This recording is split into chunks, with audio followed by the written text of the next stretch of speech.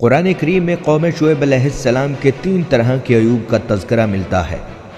وہ لوگ کفر و شرک میں مبتلا تھے اور درختوں کی پوجا کرتے تھے، بیوپار میں بے ایمانی اور ناپ تول میں کمی کرتے تھے، راستوں میں بیٹھ کر لوٹ مار کرتے، لوگوں کے امول چھینتے اور غنڈہ ٹیکس وصول کرتے۔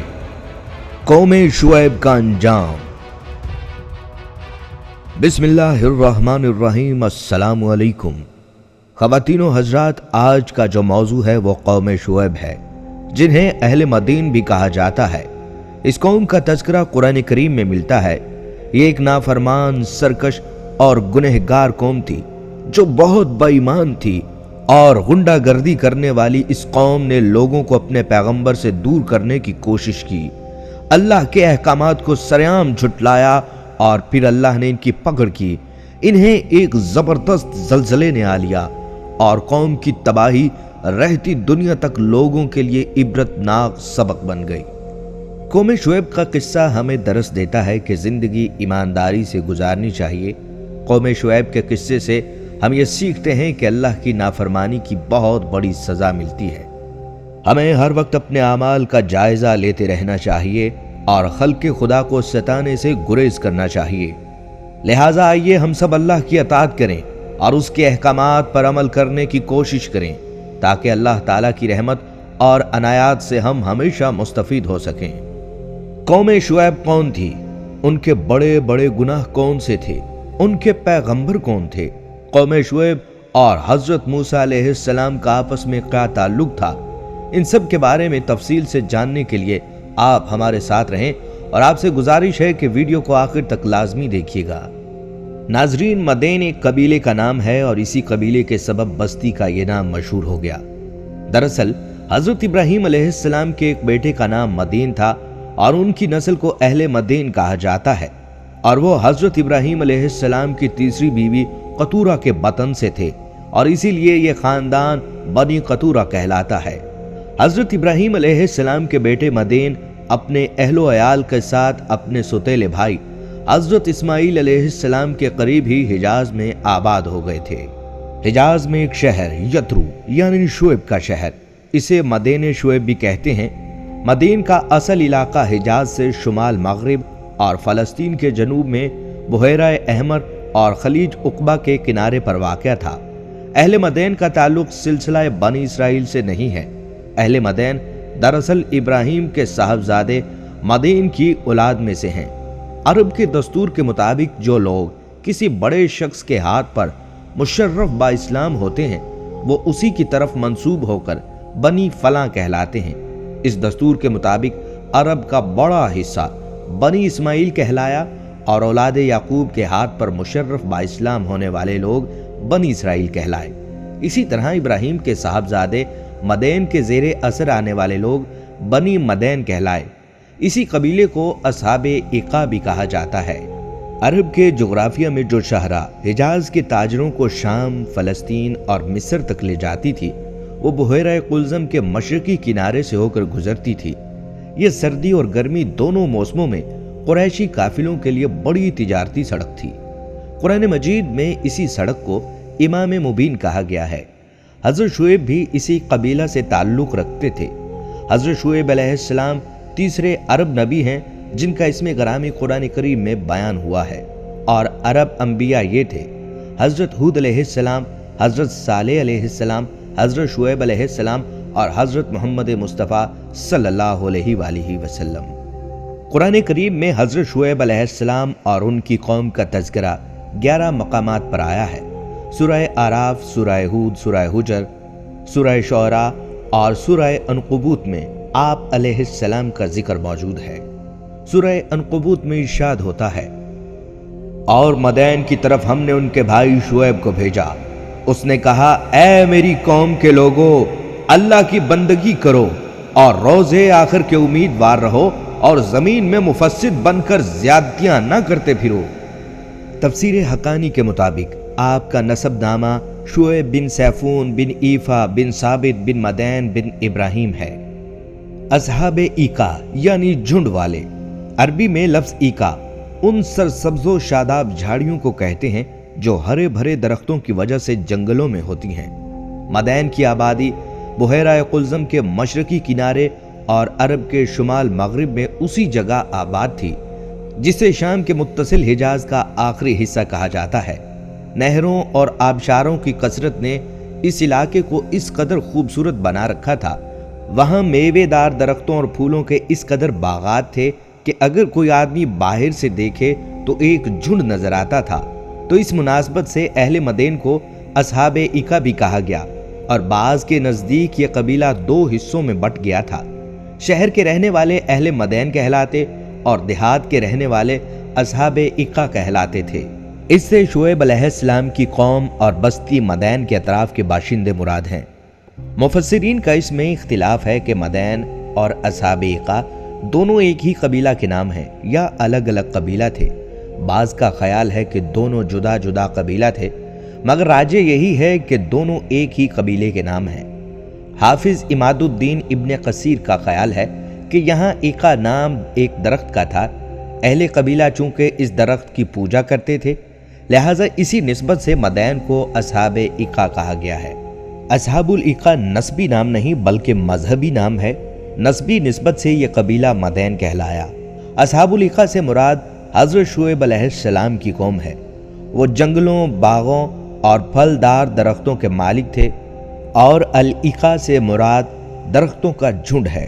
ناظرین، قوم عاد قوم سمود کی طرح قوم مدین بھی بت پرستی میں مبتلا تھی، اور اس جرم کے ساتھ ساتھ خرید و فروخت اور ناپ تول میں کمی بھی کیا کرتے تھے۔ معاملات میں کھوٹ، ڈاکہ زنی اور مال کی فراوانی نے ان کو اس قدر مغرور اور متکبر بنا دیا تھا کہ وہ اپنے کاموں کو اپنی ذاتی میراث اور خاندانی ہنر سمجھ بیٹھے تھے۔ دنیا میں جتنے بھی انبیاء کرام مابعوث فرمائے گئے ہیں، ان کی دعوت کا مشترکہ مقصد حقوق کی بااحسن طریقے سے ادائیگی کی تعلیم عام کرنا تھا۔ حقوق 2 قسم کے ہیں، ایک حقوق اللہ یعنی اللہ کی عبادت اور اس کی ہدایات پر عمل، اور دوسرے حقوق العباد جس کا تعلق انسانوں سے ہے۔ دنیا میں قوم لوط کے بعد قوم شعیب علیہ السلام وہ قوم تھی جو دونوں حقوق کو پامال کر رہی تھی۔ ایک طرف وہ اللہ اور اس کے رسول علیہ السلام پر ایمان نہ لا کر حقوق کی خلاف ورزی کر رہی تھی، تو دوسری طرف ناپ تول میں کمی، لوٹ مار، راہزنی، ڈرانا دھمکانا، زمین پر فساد جیسے گھناؤنے جرائم کی مرتکب ہو کر حقوق العباد کی دھجیاں بکھیر رہی تھی۔ قرآن کریم میں قوم شعیب علیہ السلام کے 3 طرح کے عیوب کا تذکرہ ملتا ہے۔ وہ لوگ کفر و شرک میں مبتلا تھے اور درختوں کی پوجا کرتے تھے، بیوپار میں بے ایمانی اور ناپ تول میں کمی کرتے تھے، راستوں میں بیٹھ کر لوٹ مار کرتے اور لوگوں کے مال چھینتے اور غنڈہ ٹیکس بھی وصول کرتے تھے۔ بلکہ اگر یہ کہا جائے کہ دنیا میں غنڈہ ٹیکس کی بنیاد قوم شعیب نہیں رکھی تو بے جانا ہوگا۔ اس قوم کی ہدایت کے لیے اللہ تعالیٰ نے خطیب الانبیاء حضرت شعیب علیہ السلام کو منتخب فرمایا۔ آپ نے لوگوں کو شرک سے بیزاری اور خدا کی توحید کا درس دیا اور رشد و ہدایت کی تعلیم دیتے ہوئے اللہ کی طرف بلایا۔ پچھلی قوموں کی طرح قوم شعیب میں بھی مشرکانہ رسم و عقائد کا دورہ تھا۔ حضرت شعیب علیہ السلام نے پہلے انہیں توحید کی دعوت دی، پھر ان کی حرکتوں پر ان کو ڈرایا اور دھمکایا۔ سورہ اعراف میں آتا ہے، اے میری قوم، اللہ ہی کی عبادت کرو، اس کے سوا تمہارا کوئی معبود نہیں۔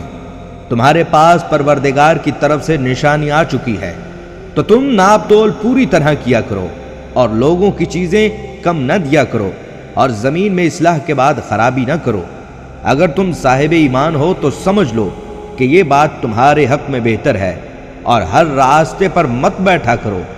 جو شخص اللہ پر ایمان لاتا ہے اسے تم ڈراتے اور راہ حق سے روکتے ہو، اور اس میں کبھی عیب ڈھونڈتے ہو۔ اور یاد کرو، جب تم بہت تھوڑے تھے پھر اللہ نے تم کو کثیر کر دیا، اور دیکھو کیا ہوا انجام فساد کرنے والوں کا۔ خواتین و حضرات، حضرت شعیب علیہ السلام کی خاص بات یہ تھی کہ اللہ تعالیٰ نے ان کو قادر الکلامی کی خصوصی صلاحیت سے نوازا تھا، اور اسی وجہ سے حضور صلی اللہ علیہ وآلہ وسلم نے ان کو خطیب الانبیاء کے لقب سے نوازا ہے۔ حضرت شعیب علیہ السلام اپنے تمام اوقات اپنی قوم کو دعوت حق دینے میں گزارتے تھے، اور ان کو وحدانیت کی طرف بلاتے، اور تجارت و خرید و فروخت کے دوران ناپ تول میں انصاف نہ برتنے پر اللہ کے عذاب سے بھی ڈرایا کرتے تھے۔ تو اہل مدین کہتے کہ شعیب تم کو معلوم ہونا چاہیے کہ مال ہمارا ہے، خواہ ہم اس کو زیادہ میں بیچیں یا اس کو گھٹا کر فروخت کریں، تم کو ہمارے ناپ تول سے کیا کام؟ سورہ انعام میں حکم ہے ناپ تول انصاف کے ساتھ برابر کر دیا کرو، ہم کسی کو اس کی طاقت سے زیادہ تکلیف نہیں دیتے۔ اس کے علاوہ سورہ رحمان میں ارشاد باری تعالیٰ ہے، یعنی تول کو قائم رکھو اور میزان کو گھٹاؤ نہیں۔ شعیب علیہ السلام کی قوم کو اسی بد عادات کی وجہ سے اللہ تعالیٰ نے غارت و برباد کر دیا۔ یہاں بھی اللہ تعالیٰ نے ڈرایا ہے کہ لوگوں کے حق مارنے والے کیا قیامت کے دن سے نہیں ڈرتے، جس دن یہ اس پاک ذات کے سامنے کھڑے ہو جائیں گے جس پر نہ کوئی پوشیدہ بات پوشیدہ ہے نہ ظاہر۔ وہ دن بھی نہایت ہولناک اور خطرناک ہوگا، بڑی گھبراہٹ اور پریشانی والا دن ہوگا۔ اس دن یہ نقصان رساں لوگ جہنم کی بھڑکتی ہوئی آگ میں داخل ہوں گے۔ وہ جگہ بہت تنگ اور تاریک ہے، اور میدان عرفات و بلیات سے پر ہوگا، اور مصائب نازل ہو رہے ہوں گے کہ دل پریشان ہوں گے، حواس بگڑے ہوئے ہوں گے، ہوش جاتا رہے گا۔ صحیح حدیث میں آتا ہے کہ آدھے آدھے کانوں تک پسینہ پہنچ گیا ہوگا۔ حدیث شریف میں ہے کہ قیامت کے دن بندوں سے سورج اس قدر قریب ہو جائے گا کہ 1-2 نیزے کے برابر اونچا ہوگا اور تیز سخت ہوگا۔ ہر شخص اپنے اعمال کے مطابق اپنے پسینے میں غرق ہوگا۔ بعض کی ایڑیوں تک پسینہ ہوگا، بعض کے گھٹنوں تک اور بعض کی کمر تک، بعض کو تو ان کا پسینہ لگام بنا ہوگا۔ حدیث شریف میں یہ بھی آتا ہے کہ دھوپ اس قدر تیز ہوگی کہ کھوپڑی بھن اٹھے گی، اور اس طرح اس میں جوش اٹھنے لگے گا جس طرح ہنڈیا میں ابال آتا ہے۔ روایات میں آتا ہے کہ نبی کریم صلی اللہ علیہ وآلہ وسلم نے اپنے منہ پر انگلیاں رکھ کر بتایا کہ اس طرح پسینہ کی لگام چڑھی ہوئی ہوگی۔ پھر آپ نے ہاتھ سے اشارہ کر کے بتایا کہ بعض بالکل ڈوبے ہوئے ہوں گے، اور حدیث میں ہے 70 سال تک بغیر بولے چالے کھڑے رہیں گے۔ یہ بھی کہا گیا ہے کہ 300 سال تک کھڑے رہیں گے، اور یہ بھی کہا گیا ہے کہ 40,000 سال تک کھڑے رہیں گے، اور 10,000 سال میں فیصلہ کیا جائے گا۔ صحیح مسلم میں سیدنا ابو ہریرہ رضی اللہ تعالیٰ عنہ سے مروی ہے کہ اس دن جس کی مقدار 50,000 سال ہوگی۔ ابی حاتم کی حدیث میں ہے کہ رسول اللہ صلی اللہ علیہ وآلہ وسلم نے بشیر غفاری رضی اللہ تعالیٰ عنہ سے فرمایا، تو کیا کرے گا جس دن لوگ اللہ رب العالمین کے سامنے 300 سال تک کھڑے رہیں گے، نہ تو کوئی خبر آسمان سے آئے گی نہ کوئی حکم کیا جائے گا۔ بشیر رضی اللہ تعالیٰ عنہ کہنے لگے، اللہ ہی مددگار ہے۔ آپ صلی اللہ علیہ وآلہ وسلم نے فرمایا، سنو، جب بستر پر جاؤ تو اللہ تعالیٰ سے قیامت کے دن کی تکلیفوں اور حساب کی برائی سے پناہ مانگو۔ حضرت شعیب علیہ السلام نے لوگوں کو ہر طرح سے سمجھانے کی کوشش کی، مگر اس بدبخت قوم پر کوئی اثر نہیں ہوا، اور انہوں نے اپنے گزشتہ تباہ شدہ بھائیوں کی طرح اللہ کے نبی پر اعتراض کرنے شروع کر دیے کہ کیا آپ کی نماز یہ کہتی ہے کہ ہم اپنے باپ دادا کا دین چھوڑ دیں اور اپنے مال اپنی مرضی سے خرچ نہ کریں؟ جیسا کہ ارشاد ہوتا ہے، قوم نے کہا، اے شعیب، کیا تمہاری نماز یہ حکم دیتی ہے کہ ہم اپنے باپ دادا کے خداؤں کو چھوڑ دیں یا اپنے مال میں اپنی مرضی کے مطابق عمل نہ کریں؟ واہ بھائی، تم تو بڑے عقل مند ہو، نیک چلن ہو۔ حضرت شعیب علیہ السلام نے مدین والوں کو 2 باتوں کا حکم دیا تھا، اللہ تعالیٰ کی وحدانیت کا اقرار کریں اور اللہ کے علاوہ کسی کی عبادت نہ کریں۔ دوسری چیز، ناپ تول میں کمی نہ کریں۔ قوم نے دونوں باتوں کا جو جواب حضرت شعیب علیہ السلام کو دیا، اس کا ذکر اس آیت میں ہے۔ پہلی بات کا انہوں نے یہ جواب دیا، کیا ہم ان خداؤں کی عبادت کرنا چھوڑ دیں جن کی ہمارے باپ دادا نے عبادت کی؟ مدین والوں کو اس جواب سے یہ ظاہر ہوا کہ ان کے پاس بت پرستی کرنے پر دلیل اپنے آباء و اجداد کی اندھی تقلید تھی۔ اسی لیے جب شعیب علیہ السلام نے انہیں بت پرستی چھوڑنے کا حکم دیا تو انہیں بہت عجیب لگا، اور کہنے لگے کہ بتوں کی پوجا کرنے کے جس طریقے کو ہمارے پچھلے لوگوں نے اپنایا ہے، ہم اسے کیسے چھوڑ دیں؟ دوسری بات کا مدین والوں نے یہ جواب دیا، ہم اپنے مال میں اپنی مرضی کے مطابق عمل نہ کریں۔ ان کی اس بات کا مطلب یہ تھا کہ ہم اپنے مال میں پورا اختیار رکھتے ہیں، چاہے کم ناپیں چاہے کم تولیں۔ خواتین و حضرات، مدین والے اپنے گمان میں حضرت شعیب علیہ السلام کو بے وقوف اور جاہل سمجھتے تھے، اس لیے طنز کے طور پر انہوں نے حضرت شعیب علیہ السلام سے کہا، تم تو بڑے عقل مند اور نیک چلن ہو، یہ جملہ ایسے ہی ہے جیسے کوئی کنجوس آدمی کو آتے ہوئے دیکھ کر کہے جناب حاتم تائی تشریف لا رہے ہیں۔ امام راضی فرماتے ہیں کہ اس آیت کا مطلب یہ ہے کہ حضرت شعیب علیہ السلام اپنی قوم میں بڑے عقل مند اور نیک چلن آدمی کی حیثیت سے مشہور تھے، لیکن جب حضرت شعیب علیہ السلام نے اپنی قوم کو ان میں نسل در نسل چلتے ہوئے بتوں کی پوجا کر کے جاہلانہ طریقے سے چھوڑنے کا حکم دیا تو انہوں نے حیران ہو کر کہا کہ آپ تو بڑے عقل مند اور نیک چلن ہیں، پھر آپ ہمیں یہ حکم کیسے دے رہے ہیں کہ ہم اپنے نسل در نسل چلتے ہوئے بتوں کی پوجا کے طریقے کو چھوڑ دیں؟ ناظرین، حضرت شعیب علیہ السلام پر چند کمزور آدمی ایمان لائے اور مالدار افراد اور قوم کے بدمعاشوں کا یہ طریقہ تھا کہ جو لوگ شعیب علیہ السلام کی خدمت میں دین سمجھنے اور قبول کرنے کی غرض سے آتے ان کو راستہ میں روک کر ڈراتے اور دھمکاتے اور مسلمانوں کے روبرو جاہلانہ شکوک و شبہات پیش کرتے اور دین حق میں ٹیڑھی ٹیڑھی باتیں نکالنے کی کوشش کرتے۔ آپ نے ان کو بھی روکا، لیکن بدباطن لوگ بجائے اس کے کہ اللہ کی بات سنتے اور اپنے لیے اللہ کے نبی کو ایک رحمت سمجھتے اور شعیب علیہ السلام پر ایمان لاتے، الٹا وہ یہ سمجھ بیٹھے کہ شعیب بھی ہماری ملت میں شامل تھا اور ہم سے کٹ کر الگ ہو گیا، اور ساتھ ساتھ انہوں نے لوگوں کی واپسی کا مطالبہ بھی کیا جو واقعی کفر چھوڑ کر مسلمان ہو چکے تھے۔ انہوں نے شعیب علیہ السلام کو دھمکی دی کہ یا تو ہمارے دین میں شامل ہو جاؤ ورنہ ہماری بستی سے نکل جاؤ، اور شعیب سے کہنے لگے اگر تیرا اتنا بڑا قبیلہ نہ ہوتا تو ہم دیکھتے کہ کس طرح تو ہمیں ہمارے دین سے ہٹاتا، ہم تجھے سنسار کر دیتے۔ حضرت شعیب علیہ السلام نے ان کو جواب دیا کہ میرا قبیلہ اللہ سے بھی تم کو زیادہ عزیز ہے اور خدا کو بھلا کر تم نے پس پشت ڈال دیا ہے، یقیناً جو تم عمل کرتے ہو وہ میرے رب کے احاطہ علم میں ہے۔ حضرت شعیب نے گزشتہ تباہ شدہ قوموں کا حوالہ دیتے ہوئے ان کو فرمایا کہ ان لوگوں نے بھی اللہ کے انبیاء کی مخالفت کی تھی اور اپنی ضد پر ڈٹے رہے تھے، اللہ نے ان سے انتقام لیا اور ان تمام کو کیفر کردار تک پہنچایا، اور ایسا نہ ہو کہ میری مخالفت کی وجہ سے تم کو بھی کوئی ناگہانی آفت آ گھیرے، اس لیے ابھی وقت ہے، سنبھل جاؤ اور نبی کی مخالفت سے اللہ کا عذاب نہ خریدو۔ حضرت شعیب علیہ السلام نے اپنی قوم سے مزید فرمایا کہ اے میری قوم، مجھ سے عداوت اور بغض، میرے دین کی مخالفت، تمہارے اللہ تعالیٰ سے کفر پر اصرار کرنے اور بتوں کی پوجا کرنے پر قائم رہنے، لوگوں سے ناپ تول میں کمی نہ چھوڑنے اور اللہ تعالیٰ کی بارگاہ میں توبہ نہ کرنے کی وجہ سے کہیں تم پر بھی ویسا ہی عذاب نازل نہ ہو جائے جیسا حضرت نوح علیہ السلام کی قوم یا حضرت ہود علیہ السلام کی قوم پر یا حضرت صالح علیہ السلام کی قوم پر یا حضرت لوط علیہ السلام کی قوم پر نازل ہوا، اور حضرت لوط علیہ السلام کی قوم کا زمانہ دوسروں کی بنسبت تم سے زیادہ قریب ہے، لہٰذا ان کے حالات سے عبرت حاصل کرو اور اس بات سے ڈرو کہ کہیں میری مخالفت کی وجہ سے تم بھی اسی طرح کے عذاب میں مبتلا نہ ہو جاؤ جس میں وہ لوگ مبتلا ہوئے۔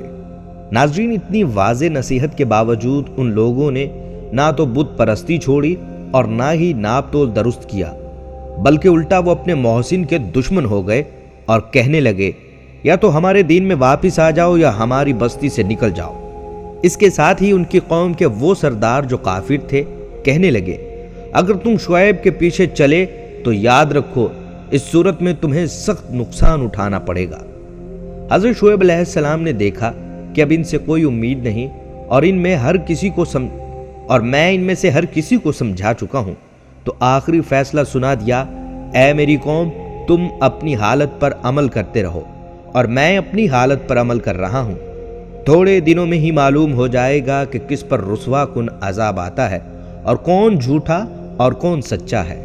قوم کے متکبر سرداروں کی جارحانہ گفتگو کے بعد حضرت شعیب علیہ السلام کو اس بات کا اندازہ ہو گیا تھا کہ ان کے دلوں پر مہر لگ چکی ہے اور ان پر اب کسی بات کا اثر نہ ہوگا، لہٰذا انہوں نے اپنے رب سے دعا کی، اے پروردگار، ہم میں اور ہماری قوم میں انصاف کے ساتھ فیصلہ کرتے، آپ سب سے اچھا فیصلہ کرنے والے ہیں۔ در حقیقت ان الفاظ کے ساتھ حضرت شعیب علیہ السلام نے اپنی قوم میں سے جو کفار تھے ان کی ہلاکت کی دعا کی تھی، جسے اللہ تعالیٰ نے قبول فرما لیا۔ قوم شعیب میں 3 طرح کے ایوب تھے، اللہ تعالیٰ نے انہیں 3 طرح کے عذاب سے نیست و نابود کیا۔ قرآن کریم میں 3 طرح کے عذاب کا تذکرہ ہے۔ ان لوگوں پر 3 طرح کے عذاب آئے: چیخ کا عذاب، زلزلے کا عذاب اور سایہ بان والے دن کا عذاب۔ سورہ الاعراف میں ہے کہ ان کو بھونچال نے آ پکڑا اور وہ اپنے گھروں میں اوندھے پڑے رہ گئے۔ سورہ عنکبوت میں اللہ تعالیٰ نے فرمایا، انہوں نے ان کو یعنی شعیب کو جھوٹا سمجھا، سو ان کو زلزلے نے آ پکڑا اور وہ اپنے گھروں میں اوندھے پڑے رہ گئے۔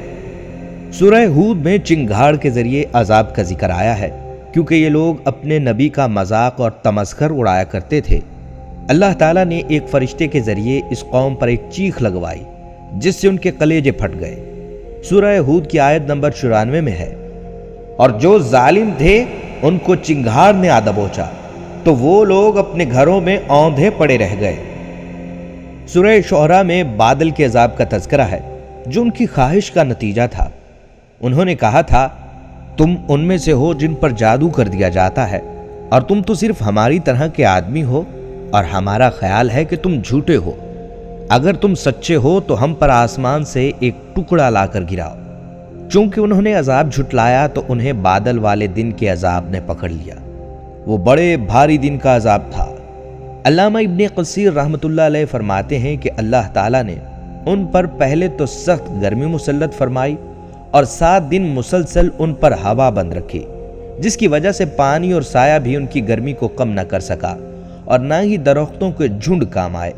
چنانچہ اس مصیبت سے گھبرا کر بستی سے جنگل کی طرف بھاگے اور وہاں ان پر بادلوں نے سایہ کر دیا۔ سب گرمی اور دھوپ کی شدت سے بچنے کے لیے اس سائے تلے جمع ہو گئے اور سکون کا سانس لیا، لیکن پھر چند ہی لمحوں میں آسمان سے آگ کے شعلے برسنا شروع ہو گئے۔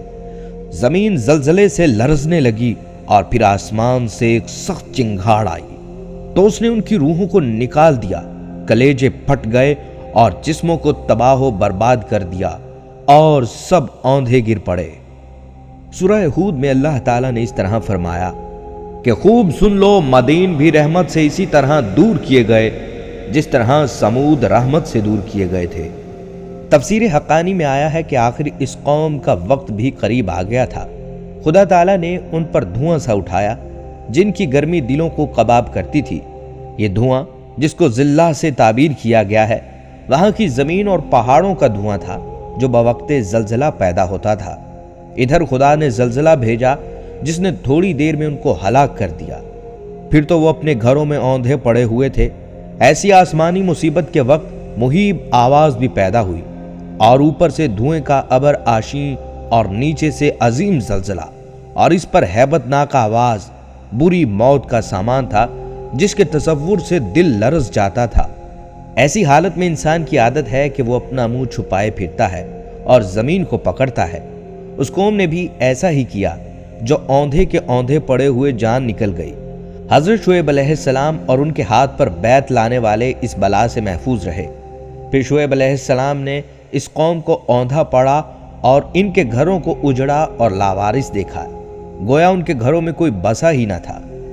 بڑی حسرت اور تاسف اور رنج کے ساتھ ان کے مردوں سے خطاب کیا، اے میری قوم، میں نے تم کو اپنے رب کے پیغام پہنچا دیے تھے اور میں نے تمہاری خیر خواہی کی تھی، پھر جنہوں نے قبول حق سے انکار کیا ان پر افسوس کیوں کروں۔ حضرت شعیب علیہ السلام نے طویل عمر پائی۔ روایت کے مطابق انتقال کے وقت آپ علیہ السلام کی عمر 400 سال تھی۔ اردن کے ایک شہر میں وادی شعیب میں آپ علیہ السلام سے منسوب ایک مزار ہے جس پر حکومت نے شاندار مقبرہ اور اس سے متصل مسجد بھی تعمیر کروائی ہے۔ روایت یہ بھی ہے کہ اپنی قوم کی تباہی کے بعد حضرت شعیب علیہ السلام ہجر موت کے مشہور شہر شیون چلے گئے تھے۔ اس کی مغربی جانب شبام نامی مقام پر آپ علیہ السلام نے انتقال فرمایا اور وہیں آپ علیہ السلام کی قبر ہے۔ بعض مفسرین کے مطابق آپ علیہ السلام کو حضرت موسیٰ علیہ السلام کے سسر ہونے کا شرف بھی حاصل ہے۔ سورہ الاعراف میں ان قوموں کے قصے ہیں جن پر خدا کا عذاب آیا ہے۔ اگر ہم ان قصوں کو آج کے تناظر میں دیکھیں اور ان سے سبق لینے کی کوشش کریں تو ایک خیال یہ آتا ہے، یہاں جن قوموں کا ذکر ہے وہ ایک چھوٹے سے علاقے میں آباد تھیں اور ان کی آبادی چند لاکھ سے زیادہ نہ رہی ہوگی، لیکن آج تو بڑی بڑی آبادی کے ملک اور قومیں ہیں۔ تو اب ہم ان قصوں کا اطلاق آج پر کیسے کر سکتے ہیں؟ اس سوال پر غور کرنا ہوگا۔ اس کا حل تلاش کرنا ہر اس شخص کے لیے ضروری ہے جو دعوت اللہ کا کام اپنا فرض سمجھتا ہے۔ گزشتہ چند صدیوں میں جتنی تیزی سے تبدیلیاں ہوئی ہیں اور اس میں دن بدن جتنی تیزی آ رہی ہے، جان لینا چاہیے کہ یہ تیزی انجام کی طرف لے جا رہی ہے۔ ذرائع ابلاغ کی بڑھتی ہوئی تیزی کسی بھی فرد سے رابطہ کر لینے کی سہولت ہر داعی کے لیے آسانی فراہم کر رہی ہے، اور وہ دن دور نہیں جب ہر شخص کی اپنی مخصوص آئی ڈی ہوگی اور آپ ایک کلک کے ذریعے دنیا کے اربوں افراد میں سے کسی کو بھی تلاش کر سکیں گے اور اس سے رابطہ اور بات کر سکیں گے۔ اور حضرت محمد مصطفیٰ صلی اللہ علیہ وآلہ وسلم کی شخصیت اپنی پوری آب و تاب اور مکمل دعوت اور انسانیت کی فلاح کے مکمل پیکج کے ساتھ موجود ہے۔ اس سہولت نے کسی مرکزی شخصیت کی ضرورت کو بھی ختم کر دیا ہے۔ ضرورت اس بات کی ہے کہ دعوت دینے والے اپنی سیرت و کردار کو حضور صلی اللہ علیہ وآلہ وسلم کی سیرت سے قریب کرنے کی کوشش کرتے ہوئے اپنے حلقہ اثر میں دعوت دیں، اور جو لوگ ابلاغ میں دلچسپی رکھتے ہوں وہ اس صلاحیت کو بڑھائیں اور ٹیکنالوجی پر دسترس حاصل کریں۔ وہ دن بھی قریب ہے کہ جب ایک فرد ایک ہی وقت میں تمام انسانوں سے خطاب کر سکے گا۔ یاد رکھنا، وقت کے معروف ذرائع ابلاغ کا استعمال حضور صلی اللہ علیہ وآلہ وسلم کا طریقہ ہے۔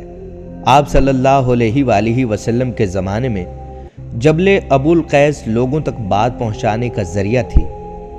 ایک برہنہ قاصد اپنے اونٹ کو زخمی کر کے چیخ چلا کر لوگوں کو اپنی طرف متوجہ کرتا تھا۔ آپ صلی اللہ علیہ وآلہ وسلم بھی اسی پہاڑی پر کھڑے ہو کر لوگوں کو بلایا کرتے، بس انداز اپنا اپنا تھا۔ اب ہر ایک کو موقع ملنے والا ہے۔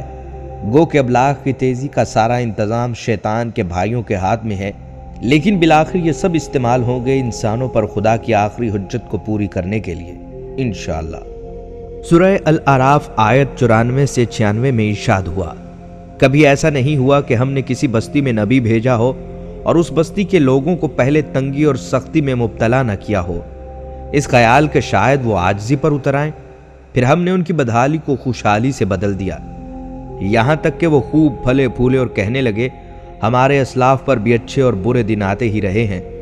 آخر کار ہم نے انہیں اچانک پکڑ لیا اور انہیں خبر تک نہ ہوئی۔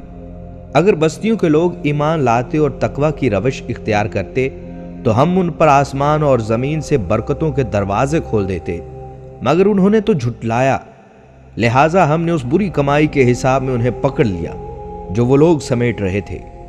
قوم نوح علیہ السلام، عاد و سمود، قوم لوط علیہ السلام اور اصحاب مدین کے طرز و فکر اور عمل اور برے انجام کے تذکرے کے بعد اصول بتایا جا رہا ہے جو ہر زمانے میں اللہ تعالیٰ نے انبیاء اکرام کی اسلام کی بعثت کے موقع پر اختیار فرمایا ہے، اور وہ یہ ہے کہ جب کسی قوم میں کوئی نبی بھیجا گیا تو سب سے پہلے اس قوم کو مصائب اور آفات میں مبتلا کیا گیا تاکہ ان کا دل نرم پڑ جائے، اس کی شیخی اور تکبر سے اکڑی ہوئی گردن ڈھیلی ہو جائے، اپنی طاقت کا غرور اور دولت کا نشہ اتر جائے، ایسے ذرائع اور وسائل اور اپنی قوتوں اور قابلیتوں پر سے اس کا اعتماد ٹوٹ جائے، اسے محسوس ہو کہ اوپر کوئی اور طاقت بھی ہے جس کے ہاتھ میں اس کی قسمت کی ڈور ہے، اور اس طرح اس کے کان نصیحت کے لیے کھل جائیں اور وہ اپنے خدا کے سامنے عاجزی کے ساتھ جھک جانے پر آمادہ ہو جائے۔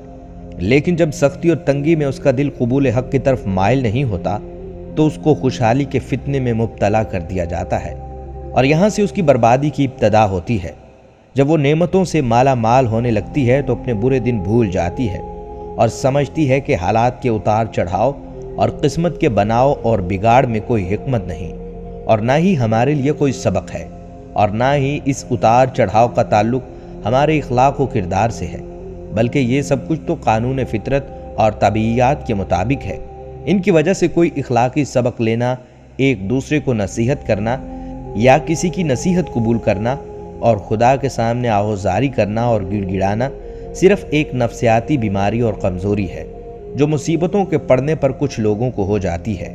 ابھی زیادہ پرانی بات نہیں ہے کہ افغانستان میں قید کے دوران اسلام سے متاثر ہونے اور اسلام قبول کرنے والی صحافی کے بارے میں اس کی قوم کے رہنماؤں اور دانشوروں نے یہی کہہ کر اپنی قوم کو اطمینان دلایا کہ جن حالات سے یہ گزر کر آئی ہے اس کے بعد اس کا اسلام لانا صرف ایک نفسیاتی مرض ہے جو کمزور قوت برداشت والوں کو ہو جاتا ہے۔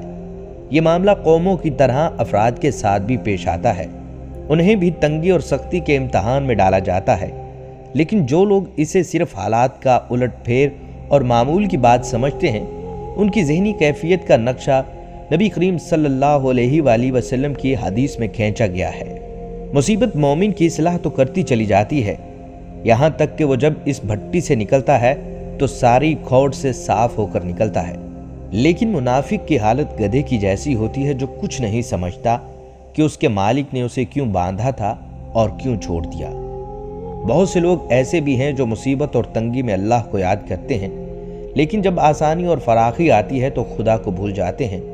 تنگی میں 10 روپے تھے تو پورے ہی راہ میں خرچ کر دیے، لیکن اب بے حساب ہے تو گن گن کر خرچ کرتے ہیں اور انفاق کے ہر موقع اور مطالبے پر ناک منہ چڑھاتے ہیں، کیونکہ وہ سمجھتے ہیں کہ جو کچھ انہیں ملا ہے وہ ان کی محنت اور قابلیت کی وجہ سے ملا ہے۔ جان لینا چاہیے کہ یہ طرز فکر و عمل مناسب نہیں اور خسارے کی طرف لے جانے والا ہے۔ یہاں یہ بات بھی جان لینی چاہیے کہ ان آیات میں اللہ تعالیٰ نے اپنے جس ضابطے کا ذکر فرمایا ہے ٹھیک یہی ضابطہ نبی کریم صلی اللہ علیہ وآلہ وسلم کی بعثت کے موقع پر بھی برتا گیا، اور شامت زدہ قوموں کے جس طرز عمل کی طرف اشارہ فرمایا گیا ہے ٹھیک وہی طرز عمل سورہ اعراف کے نزول کے زمانے میں قریش والوں سے ظاہر ہو رہا تھا۔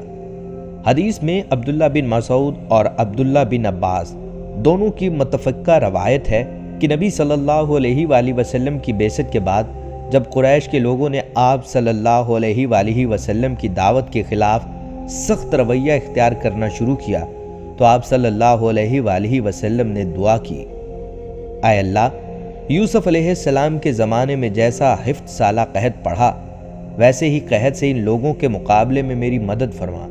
اللہ تعالیٰ نے انہیں سخت قہر میں مبتلا کر دیا اور نوبت یہاں تک پہنچ گئی کہ لوگ مردار کھانے لگے، چمڑے اور ہڈیاں اور اون تک کھا گئے۔ آخرکار مکہ کے لوگوں نے، جن میں ابو سفیان پیش تھا، حضور صلی اللہ علیہ وآلہ وسلم سے درخواست کی، ہمارے لیے خدا سے دعا کیجیے۔ مگر جب آپ صلی اللہ علیہ وآلہ وسلم نے اللہ سے دعا کی، اللہ نے وہ برا وقت ٹال دیا اور بھلے دن آئے تو ان لوگوں کی گردنیں پہلے سے زیادہ اکڑ گئیں، اور جن کے دل تھوڑے سے پسیج گئے تھے ان کو بھی شرارتی قوم نے یہ کہہ کر ایمان سے روکنا شروع کر دیا، میاں یہ تو زمانے کا اتار چڑھاؤ ہے، پہلے بھی آخر قحط آتے ہی رہتے ہیں، کوئی نئی بات تو نہیں کہ اس مرتبہ ایک لمبا قحط پڑ گیا، لہٰذا ان چیزوں سے دھوکہ کھا کر محمد کے جھانسے میں نہ آنا۔ یہ تقریریں اس زمانے میں ہو رہی تھی جب یہ سورہ اعراف نازل ہوئی، اس لیے قرآن مجید کی یہ آیات ٹھیک اپنے موقع پر چسپاں ہوئی ہیں، اور اسی پس منظر کو نگاہ میں رکھنے سے ان کی معنونیت پوری طرح سمجھ آ سکتی ہے۔ آیت نمبر 97 اور 99 میں ارشاد ہوا، پھر کیا بستیوں کے لوگ اب اس سے بے خوف ہو گئے کہ ہماری گرفت کبھی اچانک ان پر رات کے وقت نہ آ جائے گی، جبکہ وہ سوتے پڑے ہوں، یا پھر اطمینان ہو گیا ہو کہ ہمارا مضبوط ہاتھ کبھی یکایک ان پر دن کے وقت نہ پڑے گا جب وہ کھیل رہے ہوں۔ کیا یہ لوگ اللہ کی چال سے بے خوف ہیں؟ حالانکہ اللہ کی چال سے وہی قوم بے خوف ہوتی ہے جو تباہ ہونے والی ہو۔ اللہ تعالیٰ نے انسان کو ارادے اور عمل کی جو آزادی بخشی ہے، اس کے لیے ایک دورانیہ مقرر کیا ہے جسے عمر کہا جاتا ہے۔ اس دوران میں اسے اپنی طرف رجوع کرنے کے لیے خوشی اور غم کی صورت میں ریمائنڈ کروا دیا جاتا ہے، لیکن اگر وہ غفلت برتتا ہے اور رجوع نہیں کرتا تو وہ وقت مکمل ہوتے ہی سانس کی ڈور ٹوٹ جاتی ہے، جبکہ انسان یہی سمجھتا ہے کہ سب اچھا جا رہا ہے۔ یہی اللہ کی چال ہے جس سے غفلت کی وجہ سے انسان بے خوف ہو جاتا ہے۔ آیت 100 تا 102 میں ارشاد ہوا، اور کیا ان لوگوں کو جو سابق اہل زمین کے بعد زمین کے وارث ہوتے ہیں اس امر واقعہ نے کچھ سبق نہیں دیا کہ اگر ہم چاہیں تو ان کے قصوروں پر انہیں پکڑ سکتے ہیں، مگر وہ سبق آموز حقائق سے تغافل برتتے رہے اور ہم ان کے دلوں پر مہر لگا دیتے ہیں، پھر وہ کچھ نہیں سنتے۔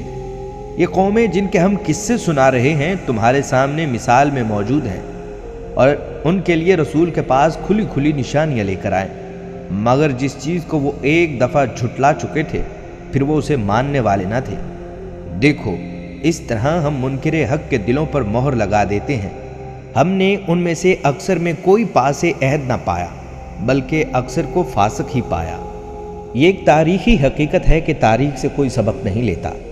حالانکہ ہر گرنے والی قوم کے زوال کی وجوہات سامنے ہوتی ہیں، اور ابھرنے والی قوم اگر عقل سے کام لے تو جان سکتی ہے کہ کچھ عرصے پہلے جو لوگ اسی جگہ عروج پر تھے انہیں فکر و عمل کی کن غلطیوں نے برباد کیا، اور یہ بھی سوچ سکتی ہے کہ جس خدا نے انہیں غلطیوں پر پکڑا تھا وہ آج کہیں چلا تو نہیں گیا، نہ ہی کسی نے اس سے قدرت چھین لی ہے کہ آج عروج پانے والی اگر وہی غلطیاں کریں گے جو گزرے ہوئے لوگ کرتے تھے تو وہ ان سے بھی زمین کو پاک کر دے گا۔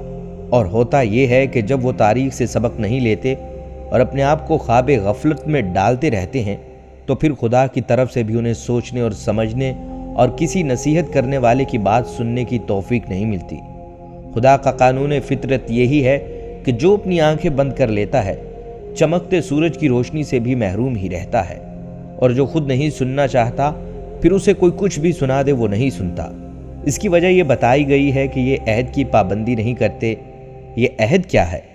سب سے پہلا عہد جو انسان کو وفا کرنا چاہیے وہ اس خدا سے ہے جس نے اسے وجود بخشا اور اس کے زندہ رہنے کا انتظام کیا۔ دوسرا عہد انسانی معاشرے سے ہے جس نے اسے پیدا ہونے کے بعد پروان چڑھایا اور استحکام بخشا۔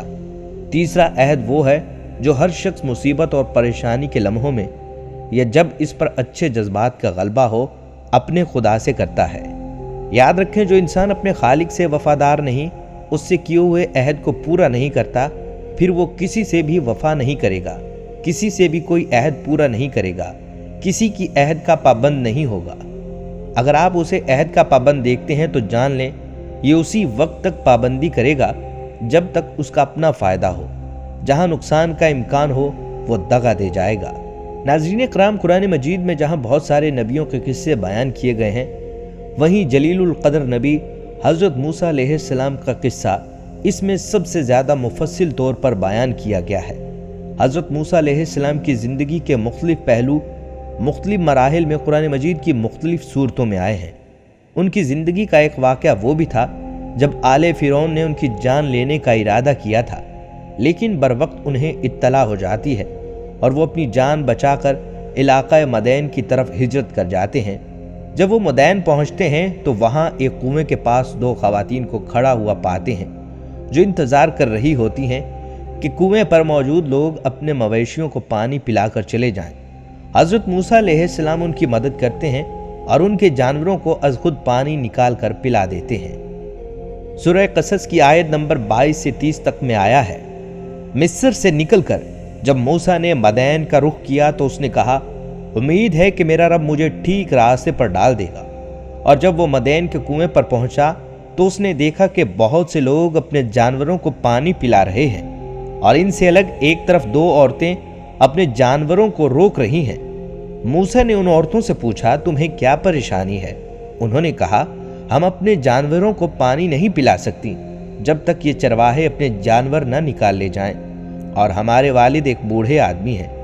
یہ سن کر موسیٰ نے ان جانوروں کو پانی پلا دیا، پھر ایک سائے کی جگہ جا بیٹھا اور بولا، پروردگار، جو خیر بھی تو مجھ پر نازل کر دے میں اس کا محتاج ہوں۔ کچھ دیر نہ گزری تھی، ان دونوں عورتوں میں سے ایک شرم و حیا کے ساتھ چلتی ہوئی اس کے پاس آئی اور کہنے لگی، میرے والد آپ کو بلا رہے ہیں تاکہ آپ نے ہمارے لیے جانوروں کو جو پانی پلایا ہے اس کا اجر دے سکیں۔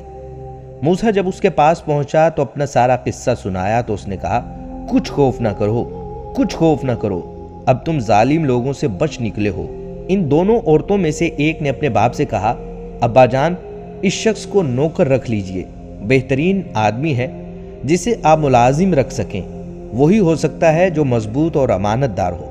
اس کے باپ نے موسیٰ سے کہا، میں چاہتا ہوں کہ اپنی ان بیٹیوں میں سے ایک کا نکاح تمہارے ساتھ کر دوں، شرط یہ ہے کہ تم 8 سال تک میرے ہاں ملازمت کرو اور 10 سال پورے کر دو، پھر تمہاری جو مرضی ہے، میں تم پر سختی نہیں کرنا چاہتا، تم انشاءاللہ مجھے نیک آدمی پاؤ گے۔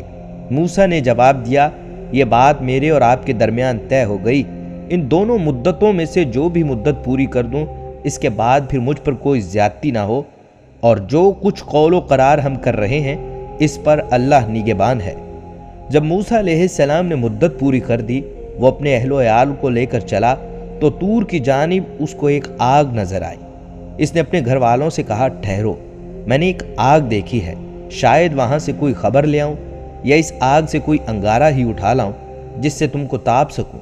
وہاں پہنچا تو وادی کے داہنے کنارے پر مبارک خطے میں ایک درخت سے پکار آئی، اے موسیٰ، میں ہی اللہ ہوں، سارے جہانوں کا مالک۔